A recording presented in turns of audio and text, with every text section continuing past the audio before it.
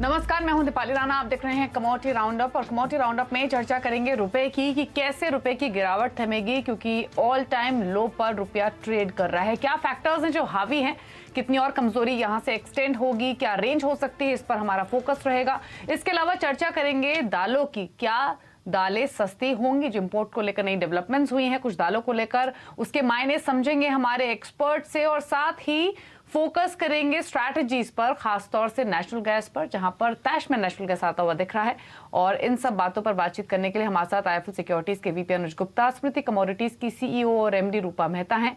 साथ ही रुपए पर बातचीत करने के लिए यूनाइटेड फाइनेंशियल कंसल्टेंट्स के मैनेजिंग पार्टनर के हैं और एग्री फार्म और ट्रेड एसोसिएशन के जनरल सेक्रेटरी सुनील बलदेवा भी हमारे साथ मौजूद रहेंगे। लेकिन सबसे पहले बात रुपए की कर लेते हैं। ऑल टाइम लो पर रुपया ट्रेड करता हुआ 80 के पार पहुंचा है। कई सारे फैक्टर्स हैं जो रुपए पर प्रेशर बनाए हुए हैं, फिर चाहे वो डॉलर इंडेक्स की मजबूती हो, रिसेशन, इन्फ्लेशन के कंसर्न्स हो, या फिर एफआईएस की तरफ से लगातार हो रही बिकवाली का ही इंपैक्ट क्यों ना हो। हालांकि एक फैक्ट ये भी है कि अगर आप बाकी करेंसी से कंपेयर करेंगे, फिर चाहे वो येन हो, पाउंड हो, यूरो हो, तो उसके मुकाबले इस साल रुपया कंपैरेटिवली कम गिरा है। लेकिन इस साल के शुरुआत से 7% का फॉल ऑलरेडी हम देख चुके हैं। बाकी करेंसीज में 15 से 26% तक का फॉल आया है। लेकिन क्या व्यू बन रहा है, क्या ट्रिगर्स और फैक्टर्स इंपॉर्टेंट रहेंगे रुपए के लिए, उस पर बातचीत करते हैं।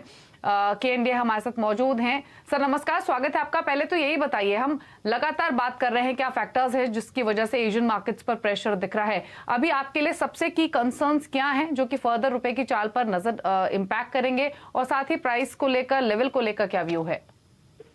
Good morning.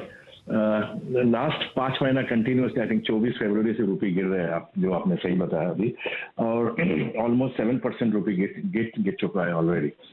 बट एट 80.03 जो आज लाइफ टाइम लो हिट हुआ था, वहाँ पे reserve bank of India with the help of nationalised bank उसको इंटरवेन करके 79.90 10 पैसा नीचे लेके आया 80 का, मे बी 80 सम लेवल। पर मुझे लग रहा है 80-30, 80-50 तक जाने का चांसेस है, because you can't have the rupee falling almost every day. Last almost 5 months हो चुका है। पहला बार ये 2008 में हुआ था, 6 महीना का रुपी फॉल कंटिन्यू। आज ये 5 मंथ्स ऑलमोस्ट हो चुका है। And one of the main reason of course तेल का डॉलर इंडेक्स 20 ईयर्स हाई। एक सबसे बड़ा है कि जो यूएस ने रेट हाइक किया लास्ट 2 महीने में, वो 75 basis point last rate hike हुआ था 1994 पे। उसका बाद ये last month they hike the rates by 75 basis point. इस साल में already they have hiked 1.75% and they are going to hike, जिसने मार्केट ने डिस्काउंट किया 75 बेसिस पॉइंट 27 को, तो शायद वो 2.5% इस साल पे हो जाएगा, as compare to RBI's rate hike in this year was around 90 basis point. तो ऑब्वियसली द यूएस का जो यील्ड जो हाई चुका है, there is a outflow in the bond market भी दिखाई दे रहे हैं, जो अभी यील्ड चल रहे हैं 10 साल के 7.44 7.45, तो उसी का कारण outflow is continuing. The second thing is that इस फाइनेंशियल ईयर में अप्रैल से लेकर शायद लास्ट वीक तक ऑलमोस्ट 14 से 15 बिलियन डॉलर इक्विटी मार्केट से आउटफ्लो हुआ है एफआईएस का, which is very high. It is almost close to little above 1 lakh crore. So that's a big outflow which has gone up. So ये Ukraine और Russia का पीछे रह गया, ऑयल पीछे रह गया, because of the equity outflow, it has also affected the rupee. The last thing is that RBI has done a very great job in trying to intervene करके to protect the rupee at various levels.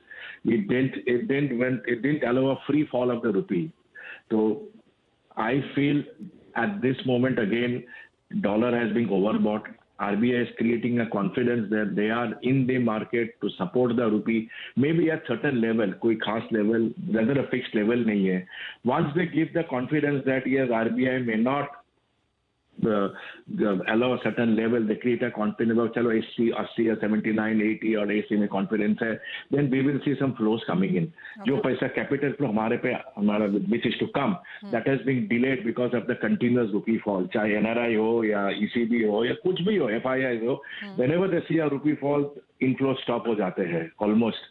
अभी जब if next couple of days अगर रुपी steady रहा 79, 80 से 80 का आसपास रहा, तो we will see a temporary reverse, maybe some flows आ जाएगा and could see a correction to 79.50, 79.30. On the upper side, I see 80.30, 40. But this is discounted at a 75 basis point rate hike on 27th of June. Okay. If Fed surprises the market, Mr. Day, 27 July clear.